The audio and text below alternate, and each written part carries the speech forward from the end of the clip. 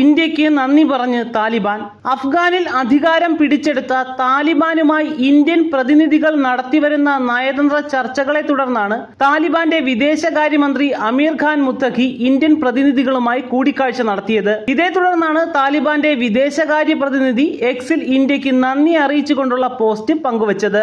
Indian നയതന്ത്ര വിദഗ്ധനും Afghan, Iran, Pakistan എന്നീ രാജ്യങ്ങളുടെ നയതന്ത്ര ചുമതലയുള്ള വിദേശകാര്യ മന്ത്രാലയ ജോയിന്റ് സെക്രട്ടറിയുമായ JP സിംഗിന്റെ നേതൃത്വത്തിൽ ഇന്ത്യൻ നയതന്ത്ര വിദഗ്ധ സംഘം അഫ്ഗാൻ പ്രതിനിധികളുമായി വ്യാഴാഴ്ച കൂടിക്കാഴ്ച നടത്തിയിരുന്നു. സാമ്പത്തിക, ഗതാഗത വിഷയങ്ങളിൽ പ്രതിനിധികൾ തമ്മിൽ ഗഹനമായ ചർച്ച നടന്നു എന്നാണ് അറിയുവാനാകുന്നത്. മേഖലയിലെ കരുത്തരായ ഇന്ത്യയുമായി മികച്ച ബന്ധം നിലനിർത്തുവാൻ താലിബാൻ ആഗ്രഹിക്കുന്നുണ്ടെന്ന് താലിബാൻ വിദേശകാര്യമന്ത്രി അമീർ ഖാൻ മുത്തഖി അറിയിച്ചിട്ടുണ്ട്. ഇന്ത്യ അഫ്ഗാൻ ജനതയ്ക്ക് നൽകി വരുന്ന സഹായങ്ങൾക്ക് നന്ദി അറിയിച്ച അഫ്ഗാൻ വിദേശകാര്യമന്ത്രി അഫ്ഗാനിൽ നിന്നുള്ള സംരംഭകർക്കും വിദ്യാർത്ഥികൾക്കും ചികിത്സ തേടുന്നവർക്കും വിസ നൽകുവാനും ഇന്ത്യയോട് ആവശ്യപ്പെട്ടതായി അറിയുന്നു. ചബാഹർ തുറമുഖം വഴി വാണിജ്യം നടത്തുവാൻ ഇന്ത്യ താൽപര്യം അറിയിച്ചതായും ഇസ്ലാമിക് സ്റ്റേറ്റിനെതിരെയും അന്താരാഷ്ട്ര മയക്കുമരുന്ന് കടത്ത് തടയുവാനും താലിബാൻ നടത്തുന്ന ശ്രമങ്ങളെ അഭിനന്ദിച്ചതായും താലിബാൻ പ്രതിനിധി അറിയിച്ചു. മാത്രമല്ല 2.5 വർഷമായി ഇന്ത്യ നൽകി വരുന്ന മാനുഷിക സഹായങ്ങളെപ്പറ്റിയും പോസ്റ്റിൽ പറയുന്നുണ്ട്.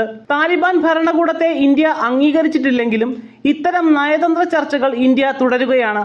അഫ്ഗാൻ മുൻ പ്രസിഡന്റ് ഹമീദ് കർസായിയുമായി നടത്തിയ കൂടിക്കാഴ്ചയിൽ അഫ്ഗാനിൽ നിന്നുള്ള വിദ്യാർത്ഥികൾക്ക് മികച്ച വിദ്യാഭ്യാസം നൽകുന്ന ഇന്ത്യ ഗവൺമെന്റിന് അദ്ദേഹം നന്ദി അറിയിച്ചതായി ഡെപ്യൂട്ടി സെക്രട്ടറി ദീപ്തി ഖർവാൾ അറിയിച്ചിരുന്നു. ഹമീദ് കർസായി പഠിച്ചതും ഇന്ത്യയിലെ ഒരു യൂണിവേഴ്സിറ്റിയിലാണ്.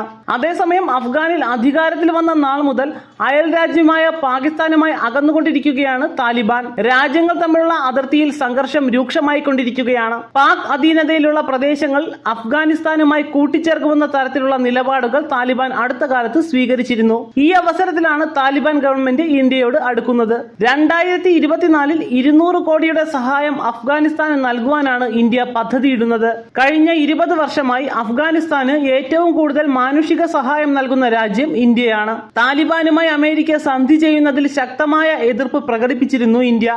ആദ്യത്തെ താലിബാൻ ഗവൺമെന്റ് പുറത്തായതിനു ശേഷം ഇന്ത്യ നൽകിയ $3 ബില്യൺ ധനസഹായത്തിലാണ് അഫ്ഗാനിസ്ഥാൻ പുതിയ പാർലമെന്റ് മന്ദിരം പണിതത്. റെയിൽ പാളങ്ങളും ജലവൈദ്യുത പദ്ധതികളും ഈ ധനസഹായം കൊണ്ട് നിർമ്മിക്കുവാനായി. ഇപ്പോൾ താലിബാൻ ഗവൺമെന്റുമായി ബന്ധമുണ്ടാക്കുക വഴി അഫ്ഗാനുമേൽ സ്വാധീനം നിലനിർത്തുകയും ഭാവിയിൽ ഭീഷണിയുണ്ടാകുന്നത് തടയുകയുമാണ് ഇന്ത്യയുടെ ലക്ഷ്യമെന്നത് വ്യക്തമാണ്.